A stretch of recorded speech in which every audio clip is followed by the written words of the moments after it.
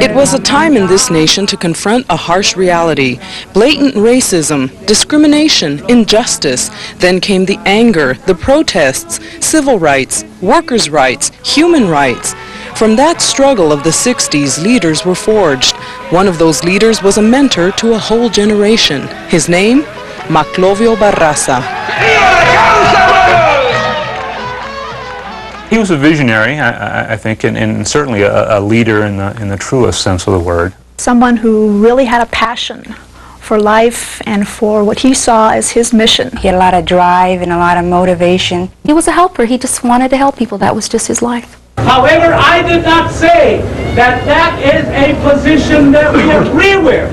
This is the Maclovio Barraza many remember, sub-district director for the steelworkers, an organizer meeting with his people, a unique man with a heart of gold. He gave his life fighting for justice and dignity for all. On June 29, 1980, at the age of 53, Maclovio Barraza suffered a third and fatal heart attack. If he had to pass away, to me it was better that he died the way he did, because he died in battle, you know. He died negotiating a contract, which is the way he would have wanted to go. I don't know where any of these pictures were taken, really. I mean, he was always all over the place.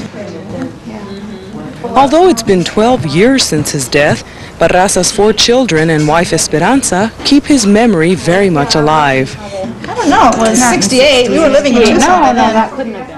His life begins March 8, 1927 in the mining town of Superior, Arizona. His father and his father's father were copper miners. The rapid development of the copper industry in Arizona in the late 1800s resulted in a high demand for labor. Mexican Americans filled that demand. Barraza grew up listening to stories of discrimination and the unequal treatment that Mexican Americans faced. He left school after the 8th grade to help support his family. His mining career began at the age of 15.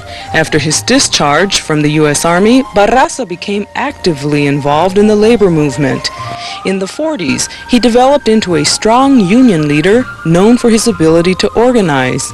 From 1952 to the late 60s, he held several important positions with the International Union of Mine, Mill, and Smelter Workers, including that of international representative. The Mine Mill Union had gained a reputation as a fighting, militant union that dealt with the bread and butter issues of the workers. In the interest of unity of the copper workers, Barraza pushed for the merger of Mine Mill with the United Steelworkers of Amreica. It was an unpopular move that caused him loss of support for a period of time. Later, it proved to be a wise move. I went to a couple steelworkers meetings with him, and when we entered the room, there was some pretty important city and state officials. They immediately stopped and came over and greeted Maclovio. And that was when I knew him early. That's when I knew that he was a very special, important person, because even his adversaries were hugging him and shaking his hand.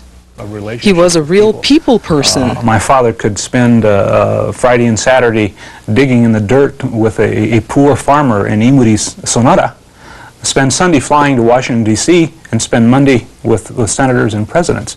His political ideals were part of his everyday life. He passed them on to his children. Just by the fact that you are Mexican American, you already have one strike against you. I can vividly hear him say that. And we at first didn't understand that, and he would explain that just because you're Mexican American, you've got to work even harder to succeed, harder to get ahead. He felt that education was the key to get Hispanics out of poverty. He would just find a very radical position, and he would egg us on to argue with him about whether or not he was right, and if we thought he was wrong, then he would really go for it, because he thought, here's a chance to really teach these young children, us, myself and my brother and sisters, how to think and how to state our position. And he really, I think, that was a way in which he empowered me.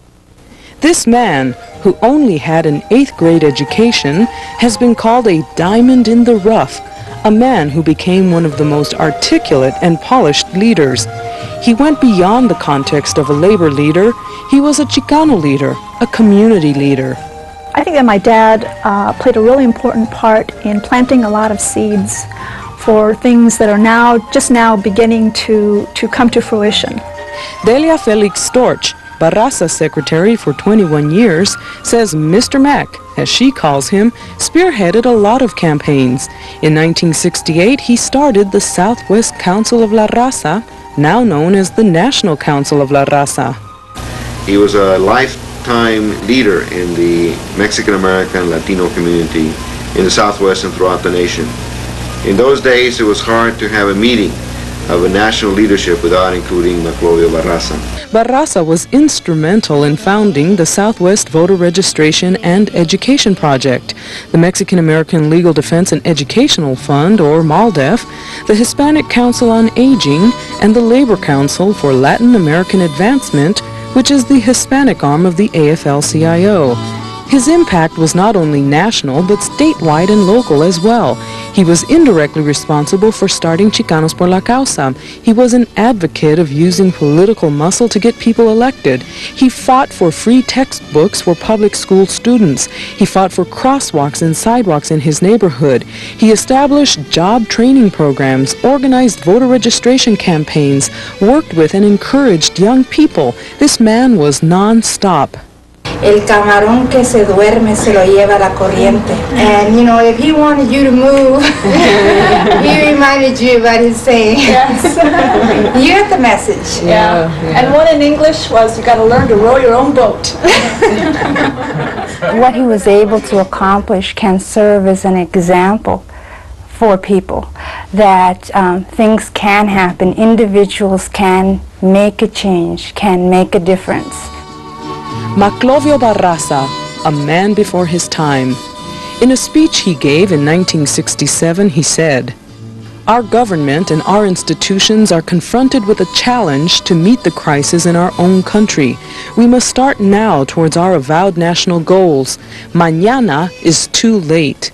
Since my dad has passed away, that we've taken at least some steps backward in a lot of things. And there's still, much that still needs to be done. And I think if he was alive today, I think he would agree that certainly his work was not finished.